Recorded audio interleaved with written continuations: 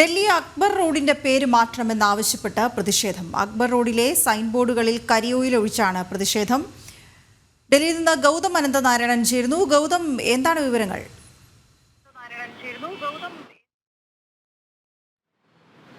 വീണ, രാജ്യത്തൊട്ടാകെ ഈ അധിനിവേശ ശക്തികളുടെ പേരുകളിലുള്ള റോഡുകളും അല്ലെങ്കിൽ അവരുടെ ശവകുടീരങ്ങളും ഒക്കെ മാറ്റണം എന്നാവശ്യപ്പെട്ടുള്ള പ്രതിഷേധം കൂടുതൽ സ്ഥലങ്ങളിലേക്ക് വ്യാപിക്കുകയാണ്.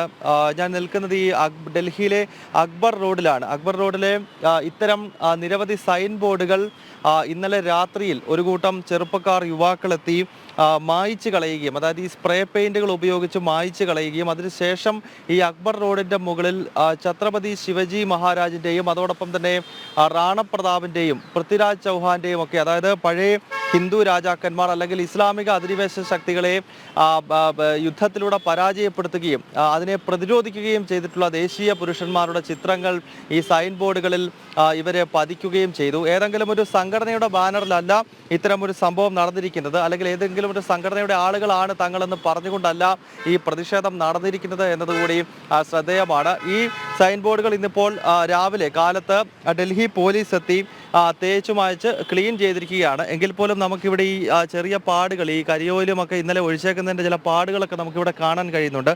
എന്തായാലും ഇത് അക്ബർ റോഡിനെതിരെ മാത്രമുള്ളൊരു പ്രതിഷേധമല്ല.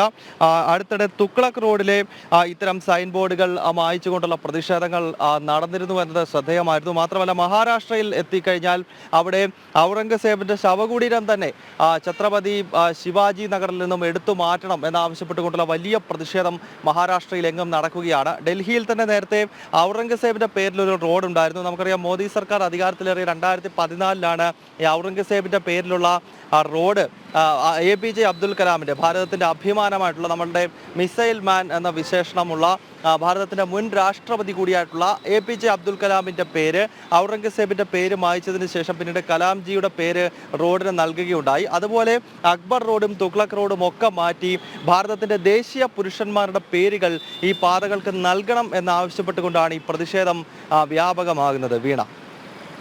ശരി ഗൗതം.